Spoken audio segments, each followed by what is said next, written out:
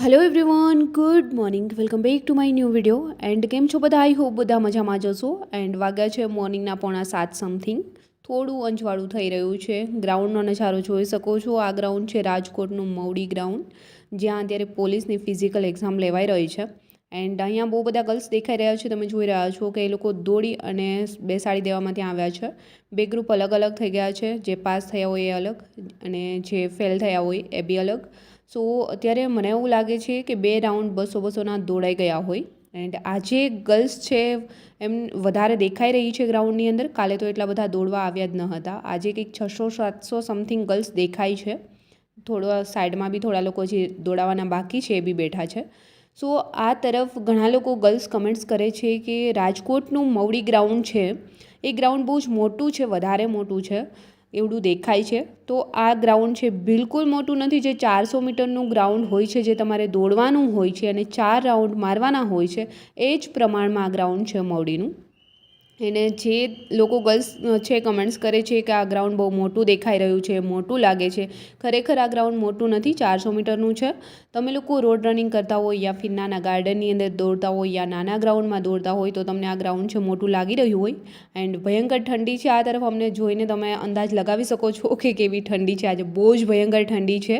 આ લોકો દોડી ગયા છે, એમને ધન્યવાદ છે કે આટલી ઠંડીમાં બહુ બધા લોકો દોડી ગયા છે. એન્ડ ફાઇનલી કોઈએ પૂછ્યું હતું કે અહીંયા કેટલી ડિગ્રી ઠંડી છે, મતલબ 7.3 સમથિંગ અત્યારે ન્યૂઝપેપરમાં બતાવી રહ્યા છે. સો ભયાનક ઠંડીની અંદર દોડવું એ બહુ જ અઘરું છે. સાઈડમાં આ બધી ગર્લ્સ છે બહાર જઈ રહી છે, બધા ફેલ થયેલા છે. ફેલ થયેલા ગર્લ્સને અહીંથી ડાયરેક્ટ બહાર ગેટથી બહાર જવાનું હોય છે અને જે લોકો પાસ થયા હોય છે એ લોકોને હાઇટમાં આપવા જતા હોય છે. સો આ રીતે અત્યારે ગ્રાઉન્ડની અંદર કંઈક પ્રોસેસ ચાલી રહી છે. એન્ડ આજે કાલ કરતાં વધારે ગર્લ્સ પાસ થઈ છે. 200માંથી 70, 200માંથી 65 ગર્લ્સ આ રીતે પાસ થઈ રહી છે. અને હમણાં જે થર્ડ રાઉન્ડની અંદર 200 ગર્લ્સ દોડાવશે એ મેં તમારી જોડે વિડીયો બી શેર કરીશ. સો આ રીતે અત્યારે મવડી રાજકોટ ગ્રાઉન્ડ છે ત્યાં રનિંગ ચાલી રહ્યું છે. અને અહીંયાનો જે સ્ટાફ છે એ બી પોલીસ સ્ટાફ છે એ બી બહુ જ સારો છે અને સપોર્ટિવ છે. બધા લોકોને સપોર્ટ કરે છે, મોટિવેટ બી કરે છે. સો જે લોકોનું ગર્લ્સનું મવડી ગ્રાઉન્ડ પર રાજકોટની અંદર જેમનું રનિંગ આવ્યું છે એમને કોઈ જ ટેન્શન લેવાની જરૂર નથી. ગ્રાઉન્ડ મોટું બી નથી અને પ્રોપરલી ગ્રાઉન્ડ છે અને એટલું ક્લીન છે કે અંદર કાકરી બાકરી કંઈ જ નથી. થોડી વારે આંટી લોકો એ લોકો જોવા આવતા હોય છે અને સામેનાથી વાળતા બી અમે લોકોએ જોયા છે. એટલે પ્રોપરલી ગ્રાઉન્ડ છે, ચિંતા કરવાની કોઈ જ જરૂર નથી. અને ગ્રાઉન્ડ પર તમે જ્યારે આવો છો ત્યારે અત્યારે હમણાં થોડી વારમાં આ બધી ગર્લ્સ સાઈડમાં ઊભી રાખી દીધી છે. આ 200 ગર્લ્સને દોડાવવા જઈ રહ્યા છે. આ લોકોને દોડતા જોઈને તમે એક અંદાજ લગાવજો કે ગ્રાઉન્ડ પર આવ્યા પછી તમારે શું ભૂલ નથી કરવાની. આ લોકો શું ભૂલ કરી રહ્યા છે. આ તરફ ગ્રાઉન્ડ છે સ્ટાર્ટ થઈ ગયું છે, તમે જોઈ શકો છો. આઈ થિંક ત્રીજો રાઉન્ડ છે. 2 રાઉન્ડ દોડાવાઈ ગયા છે અમે આવ્યા ત્યાં સુધીમાં અને આ ત્રીજો રાઉન્ડ છે અને સ્ટાર્ટ થઈ ગયું છે. અમે સ્ટોપવોચ ચાલુ કરી છે, જોઈએ છીએ. ચલો સૌથી પહેલાં જે ગર્લ્સ રાઉન્ડ છે 4 ફિનિશ કરે છે 1600 મીટર, એમનો ટાઈમિંગ શું આવે છે, કેટલા ઓછામાં ઓછા ટાઈમિંગમાં એ કમ્પ્લીટ કરે છે. સો ફાઇનલી આ બાજુ ચાલુ થઈ ગયું છે ગ્રાઉન્ડ. મોર્નિંગના 6:45 સમથિંગ તો નહીં બટ હવે 7 વાગી ગયા હશે. અમે આવ્યા ત્યારે 6:45 સમથિંગ થઈ ગયા હતા. સો 7 અરાઉન્ડ થઈ ગયા હશે અત્યારે જ્યારે આ સ્ટાર્ટ થયું છે.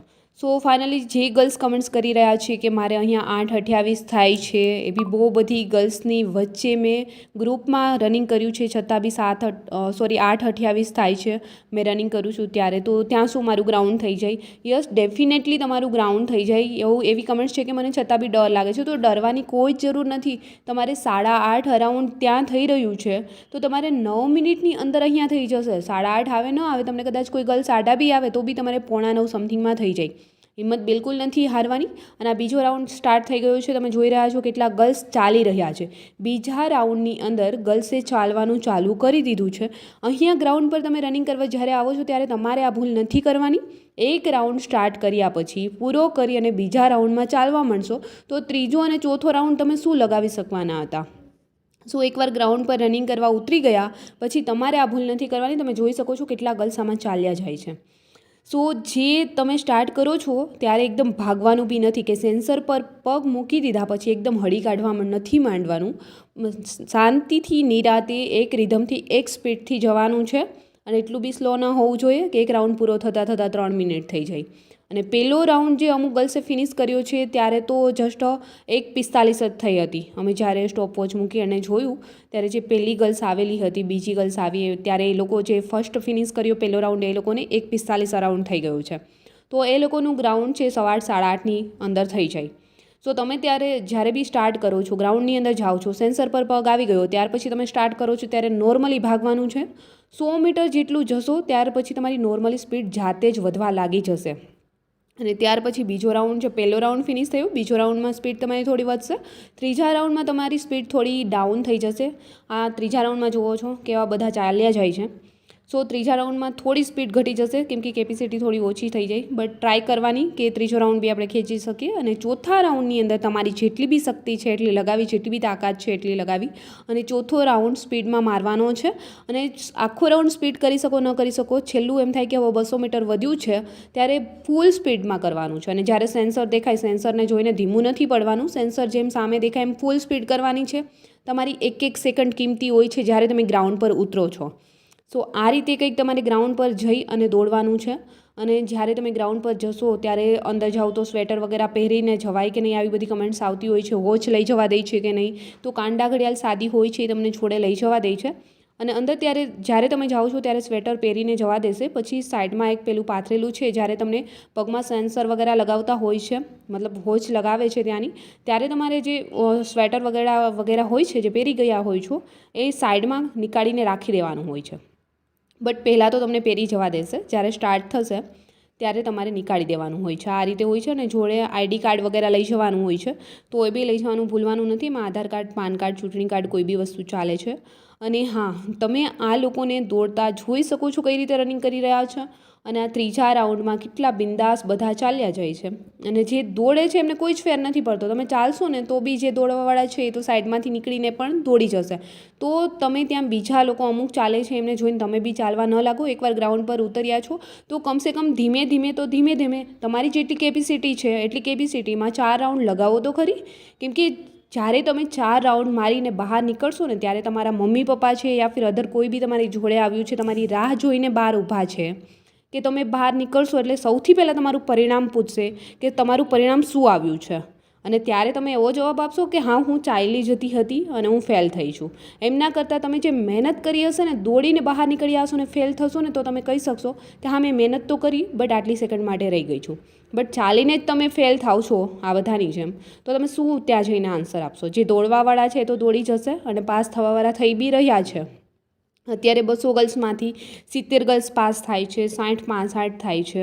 અમે લોકો જે અલગ અલગ બેસાડ્યા છે આમાંથી કાઉન્ટ કરતા હતા કે જે પાસ થવાવાળા ગર્લ્સ છે જેમને લાઇન કરીને લઈ જતા હતા પેલું હાઇટ માપવા માટે, તો એ લોકો પાસ થયા છે. એમનો રેશિયો કેટલો છે કાઉન્ટ કર્યા તો 70-72 સમથિંગ એ ગર્લ્સ હતી એક 200ના સ્લોટમાંથી.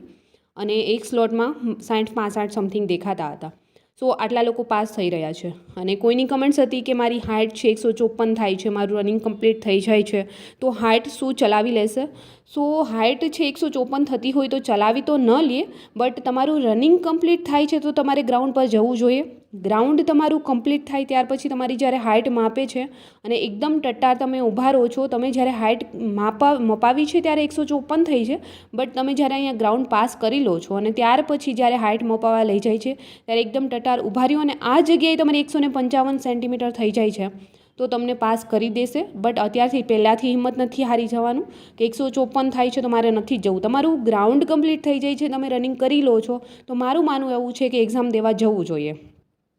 નસીબ સારા હોય, કામ કરી જાય તો તમે ત્યાં ટટાર ઊભા રહો અને 155 થઈ બી જાય. ઘણીવાર કેવું હોય છે કે થોડી જે માપપટ્ટી હોય છે એમાં થોડો ડિફરન્સ બધામાં આવતો હોય છે. તો આઈ થિંક તમે જ્યાં અહીંયા કરાવો છો ને 155 તમારી થઈ બી ગઈ તો તમારા નસીબના કારણે તમે આગળ જઈ શકો છો. પહેલાંથી જ હિંમત ન હારવી જોઈએ કેમ કે તમારું રનિંગ કમ્પ્લીટ થઈ રહ્યું છે. આમાં જે એ લોકોનું રનિંગ કમ્પ્લીટ જ નથી થતું તો એ લોકોની વાત અલગ છે, બટ તમારે થઈ જાય છે એટલે મારું માનવું એવું છે કે તમારે જવું જોઈએ, જેથી કરીને તમને ખ્યાલ આવી જશે કે તમને હાઇટમાં નિકાળે છે યા ફિર નહીં. જો તમે હાઇટમાં આવી ગયા તો એક્ઝામ બી આપી શકશો અને આગળ જતાં કોઈ બી એક્ઝામ આપવી છે તો બી તમને ખ્યાલ આવી જશે. સો અત્યારથી હિંમત હારીને ન બેસી જવું જોઈએ અને તમારું રનિંગ કમ્પ્લીટ થાય છે તો જવું જોઈએ, નહીં તો 154 ચલાવી નથી લેતા. બટ આ રીતે કરશો તો આઈ થિંક તમારું જે હાઇટ છે એ માપવા ટાઈમે થઈ જાય તો તમે ચાલી જશો. સો ફાઇનલી જે ગર્લ્સ ગ્રાઉન્ડ પર જઈ રહ્યા છે એને શું ભૂલ ન કરવી જોઈએ એ મેં જણાવી દીધું છે. જો આ ચોથો રાઉન્ડ ચાલુ થયો છે, આ બધા કેવા બિંદાસ ચાલ્યા જાય છે કે જાણે અહીંયા હોકિંગ કરવા જ આવ્યા હોય. ઓલરેડી 4 રાઉન્ડ તો અડધા લોકો ફિનિશ કરીને અંદર જતા બી રહ્યા છે, તમે જોઈ શકો છો. અને આ લોકો હજી ચોથો રાઉન્ડ ધીમે ધીમે ચાલશે અને ચાલીને પૂરો કરીને આવશે તો શું છે, કંઈ 9:30 તો થવાનું નથી, 12 મિનિટ ઉપર થતી રહેશે. એ લોકોને બી હવે ખબર જ છે. બટ આવું ન કરવું જોઈએ. તમે ગ્રાઉન્ડ પર દોડવા આવ્યા છો તો દોડો. તમે ત્યાં કંઈ ચાલવા તો આવ્યા નથી કે 4 રાઉન્ડ છે ચાલીને પૂરા કરશો. તમે અહીંયા દોડવા જ આવ્યા છો તો દોડો. તમારી અંદર જેટલી બી કેપેસિટી છે, તમે પ્રેક્ટિસ નથી કરી તો તમે સાવ નથી દોડી શકવાના, બટ ધીમે ધીમે તો દોડી જ શકવાના છો. ટ્રાય તો કરી જ શકો છો. આવ્યા છો તો દોડવા જ આવ્યા છો તો મહેનત કરી લો. જિંદગીનો છેલ્લો દિવસ છે અહીંયા દોડવા માટે. આવ્યા છે, એક દિવસ એક્ઝામ છે, પછી કાલે કહેશો કે મારામાં આજે તાકાત આવી ગઈ છે ને હું દોડી આવું તો કોઈ જ આપણો ભાવ નહીં પૂછે ત્યાં. સો આજે દોડી લો, જેટલી બી મહેનત થાય એટલી કરી લો. 4 રાઉન્ડ ફિનિશ થયા પછી કોઈ જ તમને એમ નહીં કહે કે તારામાં તાકાત છે તો તું એક રાઉન્ડ મારીને આવી જા. સો એકવાર જ્યારે બી તમે લાઇનમાં ઊભા રહી ગયા છો, સેન્સર ક્રોસ કરી લીધું છે, ત્યારે નોર્મલ સ્પીડથી પહેલાં રનિંગ સ્ટાર્ટ કરવાનું છે. પહેલી જ વારમાં ભાગવા નથી માંડવાનું. પહેલી જ વારમાં ભાગશો તો 100 મીટર તમે ફિનિશ કરશો. 100 મીટર જેટલું તમે આગળ જશો ત્યાં તમારી કેપેસિટી પૂરી થઈ જશે. 400 મીટર પૂરું થતાં બીજો રાઉન્ડ મારવાની જે ક્ષમતા આપણી અંદર હોય છે એ બિલકુલ પૂરી થઈ જાય છે. અને ત્રીજા રાઉન્ડ પર તો તમને એમ થશે કે હવે મારાથી થશે જ નહીં. સો આ રીતે સેન્સર પરથી પસાર થયા પછી ભાગવા નથી મંડી જવાનું, નોર્મલી સ્પીડથી જવાનું છે. 100 મીટર આગળ જશો એટલે ધીમે ધીમે કરતાં તમારું છે ઓટોમેટિકલી સ્પીડ વધતી જશે. એટલે ત્યાં સુધીમાં આપણું લોહી છે ગરમ થઈ ગયું હોય છે. પગ વગેરે જે આપણે બહુ વધારે અત્યારે ઠંડી છે તો થોડું લોહી ગરમ થઈ જાય ત્યારે ઓટોમેટિકલી સ્પીડ છે એ બી વધી જતી હોય છે. સો આ રીતે કંઈક ગ્રાઉન્ડ પર રનિંગ કરજો. ત્યાં જઈને છે ડાયરેક્ટલી ડરી નથી જવાનું. અને ઘણા લોકો ફેલ થઈ રહ્યા છે. કાલે બહુ બધા લોકો ફેલ થયા હતા એટલે ઘણા લોકો ડરી રહ્યા હશે. તો ડરવાની કોઈ જ જરૂર નથી.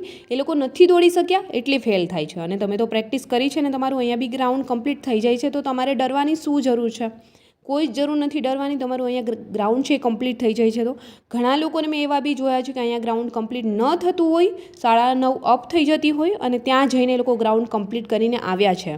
મારી જે ફ્રેન્ડ છે ડેઈલી મારી જોડે દોડે છે, તમે જુઓ છો, જે બોડી થોડું વધારે છે. 9 મિનિટ ટાઈમ લાસ્ટ ટાઈમે આવ્યો હતો મેં લીધો ત્યારે. અને ગઈ ભરતીની અંદર એને 9:28 અહીંયા થતી હતી.